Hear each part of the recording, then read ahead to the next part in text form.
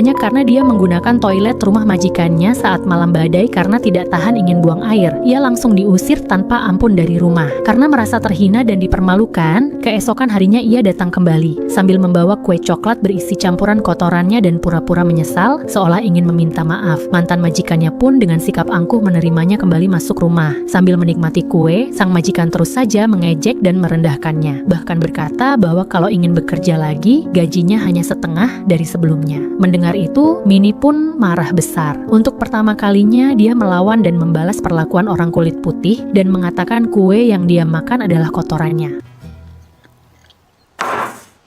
Eat my shit. Awalnya, si majikan mengira Minnie hanya menggertak, tapi begitu Minnie mengungkapkan kebenaran, wajahnya langsung panik, lari ke kamar mandi dan muntah-muntah karena jijik. Namun, kepuasan sesaat itu membawa petaka jangka panjang. Minnie benar-benar kehilangan pekerjaannya. Mantan majikannya, Hilly, menyebarkan gosip bahwa Minnie adalah pencuri, membuat dirinya dijauhi oleh kalangan orang kaya. Akibatnya, putrinya yang baru berusia 14 tahun terpaksa putus sekolah dan bekerja menjadi pembantu demi membantu keluarga. Tapi tak lama kemudian, Minnie menemukan harapan baru. Ia mendengar bahwa di kota kecil sekitar belasan kilometer jauhnya, ada pasangan kaya baru pindah yang sedang mencari pembantu. Kebetulan, sang nyonya rumah itu juga bermusuhan dengan mantan majikan Minnie. Ia pun naik bus ke rumah besar itu, berharap bisa mendapat pekerjaan. Yang mengejutkannya, nyonya rumah yang baru, Celia, sangat berbeda dari wanita kulit putih lain. Ia sama sekali tidak mempermasalahkan warna kulit Minnie, bahkan dengan hangat mengajak Minnie masuk dan memperkenalkan seluruh rumah. Perlu diketahui, saat itu di Mississippi, ASS, sebagian besar orang kulit putih menganggap kulit hitam adalah warga kelas 2. Menyentuh mereka saja dianggap merendahkan diri. Namun Celia tak peduli semua itu. Yang ia khawatirkan hanyalah pekerjaan di rumah yang terlalu banyak, dan takut Minnie tak sanggup atau menolak. Padahal saat itu Minnie justru sangat membutuhkan pekerjaan. Begitu tahu Minnie bersedia, Celia langsung memeluknya erat. Setelah sepakat, Minnie bertanya soal gaji dan jam kerja. Pada masa itu, pembantu kulit hitam hanya dianggap tenaga kerja murah. Mereka harus bekerja 6 hari seminggu, dari pukul 8 pagi sampai 4 sore tanpa henti.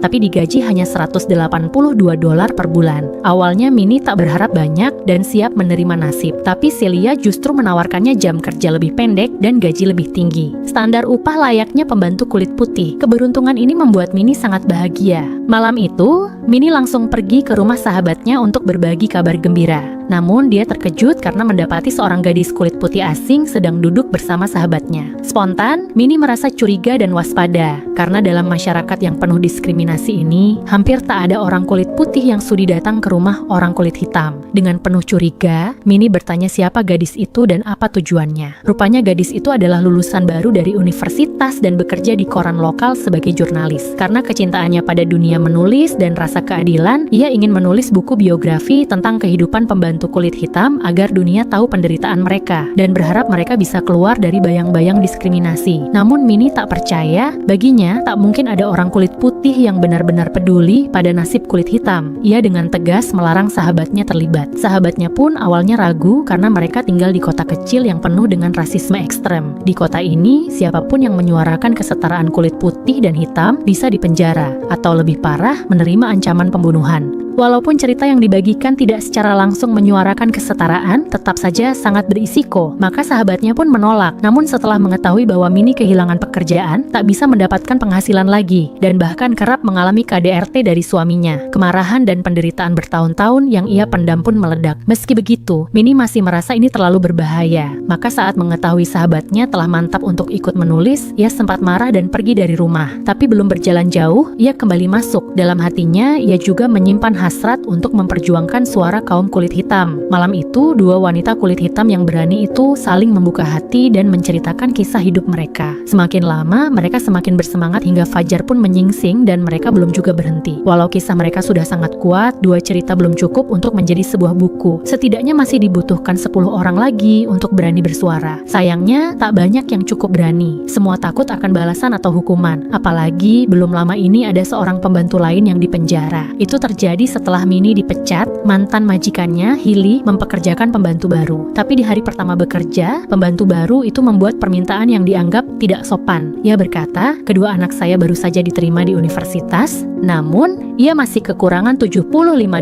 untuk melunasi uang kuliah anaknya. Maka ia memohon, jika Anda bersedia membayar gaji saya di muka, saya bersedia bekerja sebulan penuh secara gratis sebagai balasannya. Bagi orang awam, itu seharusnya bisa jadi sebuah kesepakatan yang layak untuk dibicarakan. Tapi sebelum ia selesai berbicara, suami Susan sudah bergegas pergi dengan alasan si pembantu datang terlambat. Sedangkan Susan hanya tertawa seperti mendengar lelucon. Dalam pikirannya, orang kulit hitam sama sekali tak punya hak untuk menawar apapun. Tak hanya menolak, ia bahkan menghina pembantu barunya dengan kata-kata yang kejam. Semula, semua orang mengira urusan itu selesai. Tapi entah karena kebetulan atau memang direncanakan, pembantu baru itu ketika sedang membersihkan rumah, tanpa sengaja menemukan sebuah cincin berlian oranye mewah di bawah sofa. Karena tergoda, ia menyembunyikannya dan keesokan harinya menjualnya untuk mendapatkan uang. Namun, saat ia pulang membawa uang dan turun dari bus di depan rumah majikannya, ia langsung ditangkap polisi yang sudah menunggunya. Awalnya, ia masih mencoba melawan, tapi dalam sekejap ia dipukul pingsan dan dilempar ke mobil polisi. Dari kejauhan, Susan duduk di mobil lain dengan wajah tenang, menyaksikan semuanya dengan penuh kepuasan. Kabar itu segera menyebar ke seluruh kota. Para pembantu kulit hitam diliputi ketakutan. Namun belum selesai rasa takut itu mereda, peristiwa yang lebih menyeramkan pun terjadi. Malam itu, sahabat Minnie naik bus untuk pulang, tapi di tengah jalan, sopir tiba-tiba menghentikan kendaraan dan memerintahkan semua penumpang kulit hitam turun segera. Ternyata, beberapa saat sebelumnya seorang pria kulit hitam ditembak mati oleh rasis di rumahnya sendiri. Demi mencegah aksi balas dendam terhadap kulit putih, sopir memutuskan mengantar mereka lebih dulu agar aman. Ironisnya, yang jelas lebih terancam justru orang kulit hitam itu sendiri, tapi mereka malah dibuang begitu saja di pinggir jalan seperti sampah. Karena ketakutan, sahabat Minnie lari sekuat tenaga menuju rumah, namun jatuh tersungkur di jalan berlumpur di depan rumah Minnie. Dunia ini memperlakukan orang kulit hitam dengan kejam. Seperti lumpur itu, mungkin tidak membunuhmu, tapi akan meninggalkan noda yang kotor dan tak terhapuskan. Sahabatnya segera masuk ke rumah Minnie, satu-satunya tempat ia merasa aman. Melihat luka berdarah di kakinya yang bercampur lumpur, Minnie pun sadar, jika orang kulit hitam tidak bersatu, mereka akan selamanya hidup dalam neraka. Dan bahkan generasi setelah mereka pun takkan pernah bebas. Untungnya, kesadaran ini tidak hanya datang pada Minnie. Semakin banyak pembantu yang mulai bangkit dan ingin mengubah nasib mereka. Maka saat sang jurnalis mendatangi sahabat Minnie lagi, ia terkejut melihat bahwa para perempuan yang dulu menolak diwawancarai, kini berkumpul di satu tempat, semua siap membuka suara. Dalam cerita-cerita mereka, sang jurnalis tidak hanya mendengar duka dan ketidakberdayaan, tapi juga melihat sisi kelam dan terang dari kemanusiaan. Yang paling menyayat hati adalah ketika sahabat Minnie akhirnya mengungkap luka lamanya, sambil menahan air mata. 3 tahun lalu, putra satu-satunya tewas terlindas truk di tempat kerja. Paru-parunya hancur, tapi mandor kulit putih hanya meletakkan jasadnya di depan rumah sakit rusak yang diperuntukkan untuk orang kulit hitam, lalu pergi begitu saja. Saat dokter menemukannya sudah terlambat, anaknya baru berusia 24 tahun, masih muda dan penuh harapan. Namun semua itu direnggut oleh ketidakpedulian kaum kulit putih. Sang jurnalis tak percaya bahwa hal sekejam itu benar-benar terjadi di dekatnya, tapi justru karena menyaksikan kenyataan yang begitu menyakitkan, tekadnya untuk mengungkap kebenaran semakin kuat. Tak lama kemudian, ia menyusun seluruh kisah menjadi satu naskah dan menyerahkannya kepada editor.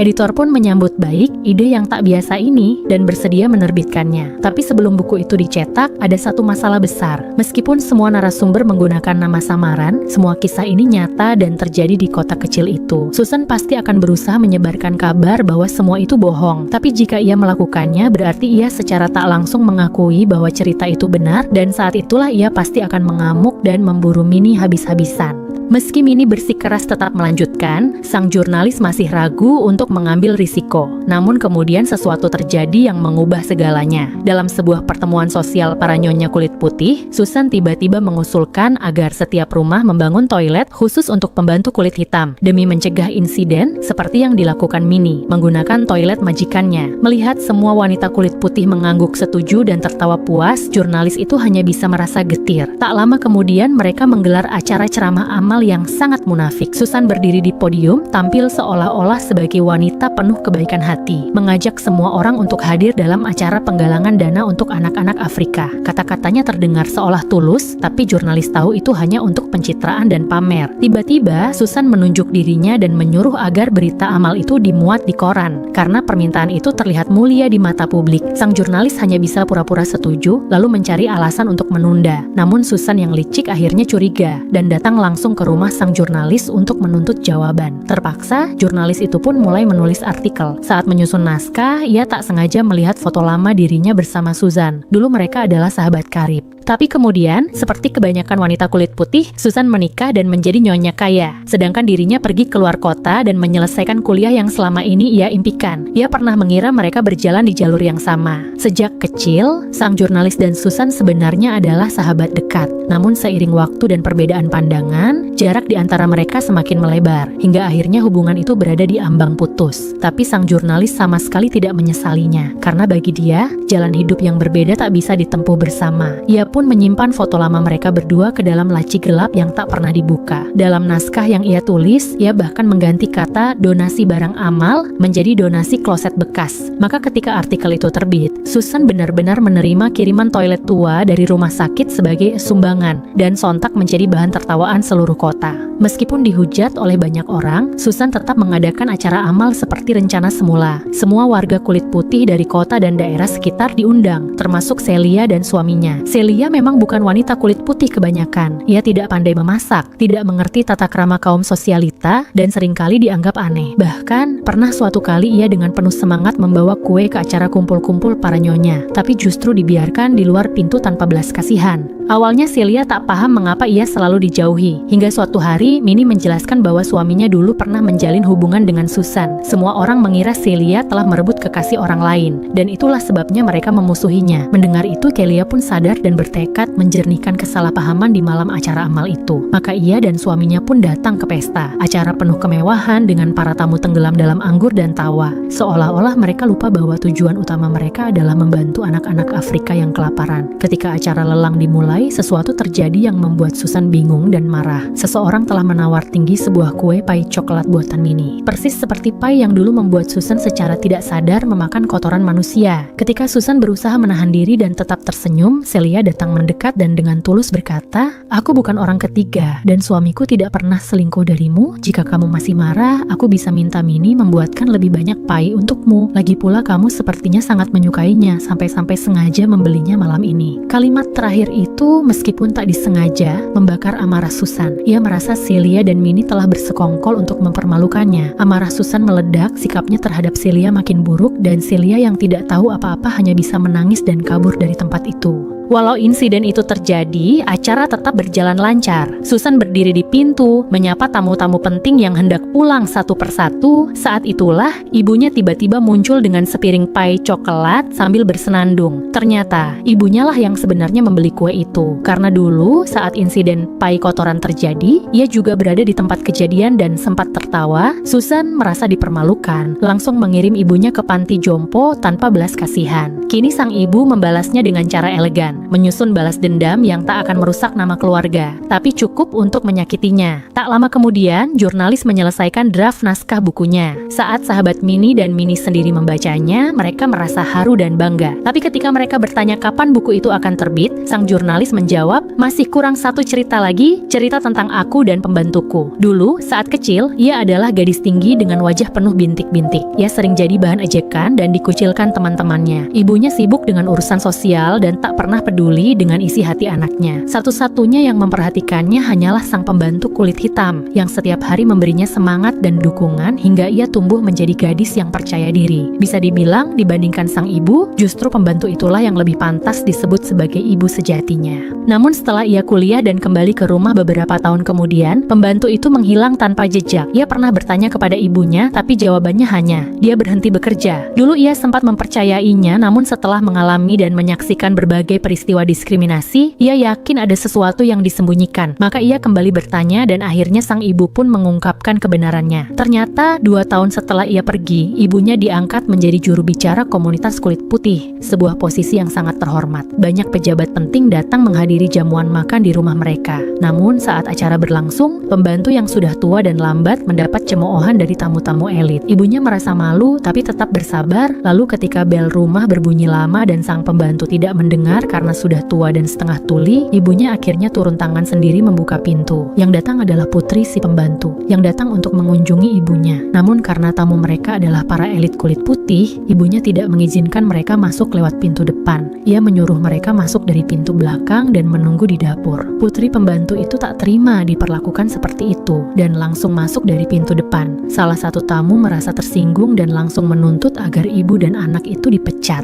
Dihadapkan pilihan sulit antara orang yang telah mengabdi 29 tahun atau menjaga relasi dengan kalangan elit, ibunya akhirnya memilih kalangan elit. Mendengar itu, sang jurnalis pun merasa marah dan kecewa. Sang jurnalis merasa bahwa apa yang dilakukan ibunya adalah sebuah pengkhianatan terhadap seseorang yang telah ia anggap sebagai keluarga sendiri. Maka tanpa ragu, ia segera bangkit dan berniat mencari kembali si pembantu tua yang telah merawatnya sejak kecil. Namun ibunya menghentikannya dan berkata, "Hari setelah aku mengusir mereka, aku sempat mencoba mencarinya. Tapi mereka sudah pindah ke kota lain. Saat aku akhirnya tahu alamat barunya dan ingin menjemput mereka kembali, pembantumu sudah meninggal." Saat kecil, kita sering mengira bahwa kematian hanya datang di usia tua, tapi ternyata ia bisa datang kapan saja, tanpa peringatan. Dan ketika perpisahan yang sesungguhnya tiba, tak ada perjamuan terakhir yang indah, tak ada tangis dan pelukan selamat tinggal. Mungkin semuanya berakhir di satu pagi yang biasa-biasa saja, sunyi, tak terdengar siapa-siapa, dan seseorang akan selamanya tinggal di hari kemarin. Sang jurnalis pun pergi ke rumah lama sang pembantu,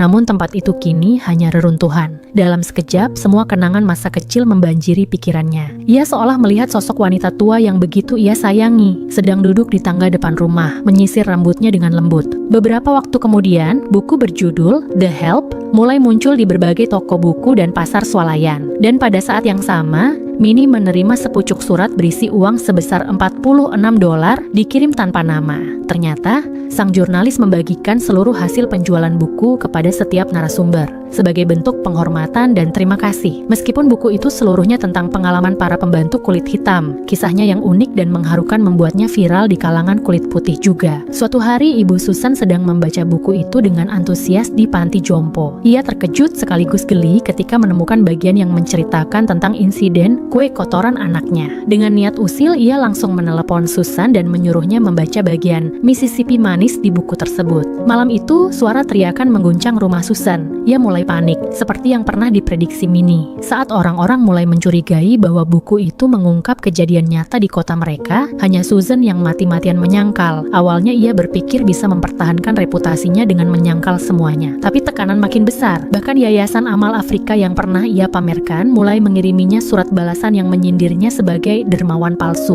Marah dan malu, Susan seperti orang kehilangan akal. Ia menyetir dengan kecepatan tinggi menuju rumah sang jurnalis. Ia tahu meskipun nama penulis buku itu adalah samaran, hanya sang jurnalis yang memiliki keberanian dan kemampuan menulis kisah seperti itu. Sementara itu, sang jurnalis sedang galau karena dua hal. Pertama, pacar yang baru saja ia jalin hubungan memutuskan dirinya begitu tahu bahwa ia adalah penulis buku The Help. Padahal saat mereka pertama kali bertemu, si pria itu berkata, "Aku menyukai kamu karena keberanianmu, kecerdasanmu, dan ketulusanmu.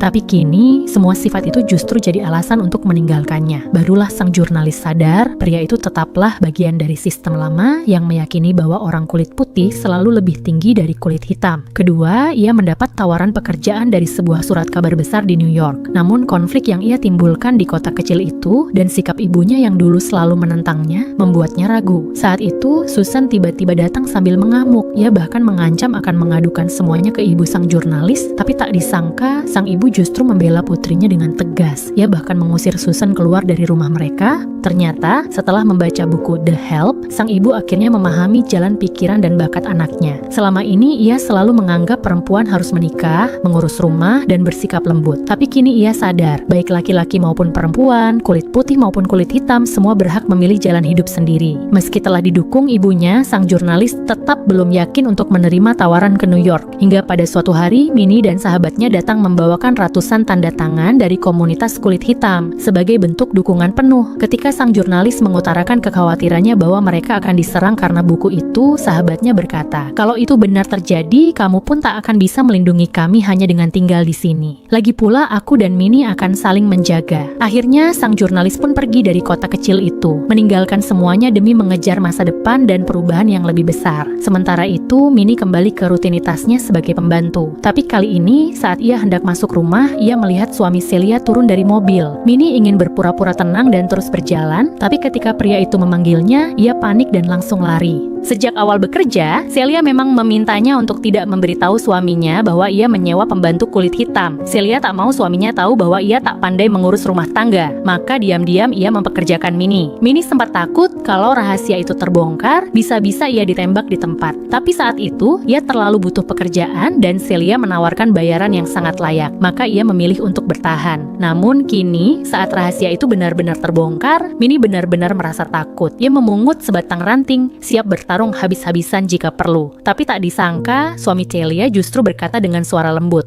"Malam pertama kau datang, aku sudah tahu semuanya. Tak mungkin meja makan bisa sebersih itu hanya karena Celia." Ternyata ia sengaja diam karena sejak Minnie bekerja di rumah itu, kondisi mental Celia membaik secara drastis. Di balik sikapnya yang ceria di depan umum, Celia sebenarnya mengidap depresi berat. Ia telah mengalami 3 kali keguguran dan setiap kali itu terjadi, ia diam-diam mengubur janinnya yang belum terbentuk di taman belakang. Meski sang suami sangat mencintainya dan selalu mendukungnya, Celia tak pernah berani berkata jujur. Namun berkat ketulusan dan perhatian Minnie, ia akhirnya berani membuka semua luka itu pada suaminya kemarin. Sebagai bentuk terima kasih, Celia memasak sendiri seluruh hidangan lezat sepanjang malam, dan malam itu suaminya menarik kursi untuk Minnie dengan hormat. Celia pun menyendokkan makanan untuk Minnie dengan tangan sendiri. 2 orang kulit putih melayani seorang wanita kulit hitam. Please. Thank you. Just the way you taught me.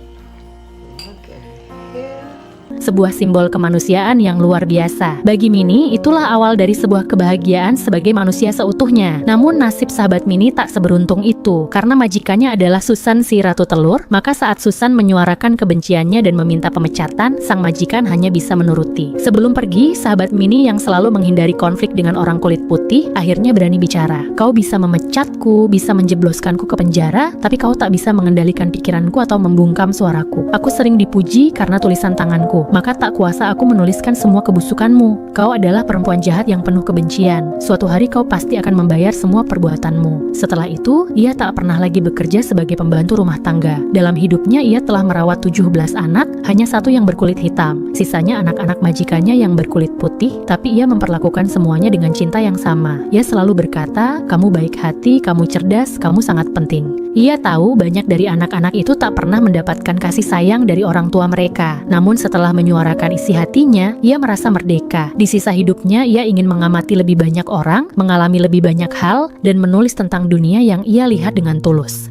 Film ini berjudul The Help, disutradarai oleh Tate Taylor dan dibintangi oleh Emma Stone serta Viola Davis. Adalah film drama tahun 2011. Berkisah tentang seorang jurnalis muda kulit putih dari keluarga kaya. Setelah menyaksikan diskriminasi terhadap para pembantu kulit hitam, memutuskan melanggar hukum dan risiko sosial demi menulis buku tentang pengalaman mereka. Dalam prosesnya, para wanita kulit hitam mulai merasakan kebebasan jiwa dari membagikan kisahnya. Dan sebagian orang kulit putih pun mulai merefleksikan ulang pola pikir mereka. Di Amerika bagian selatan pada 1960-an, saat rasisme sedang di puncaknya, keberanian seorang perempuan kulit putih untuk bersuara demi kaum tertindas adalah bentuk kebesaran jiwa dan cahaya kemanusiaan. Namun keberhasilan buku itu bukan semata karena keberanian jurnalisnya, melainkan juga karena dukungan dari banyak pihak. Jika para pembantu tak membuka suara, maka kisah mengharukan itu tak pernah ada. Jika editor wanita di surat kabar tak mendukungnya, buku itu tak akan pernah diterbitkan. Jika New York tak seprogresif itu, sang jurnalis tak akan pernah punya kesempatan untuk berkembang. Jika sang jurnalis adalah pelopor, maka Minnie dan sahabatnya adalah fondasi perubahan. Mereka penuh luka, tapi tetap mencintai. Mereka sering diinjak, tapi tetap berdiri. Ketika hati mereka tersentuh, mereka pun bangkit dan melawan. Perjalanan menuju kesetaraan selalu butuh sosok Martin Luther King Jr. sebagai pemimpin suara, tapi juga butuh setiap individu yang berada dalam lumpur, yang saling membantu, saling menguatkan. Karena butiran pasir bisa ditiup angin, tapi jika bersatu menjadi gurun, takkan takut badai manapun. Itulah cerita kita hari ini. Jangan lupa like, komen, dan share ya. Terima kasih, dan sampai jumpa pada kisah-kisah menarik lainnya.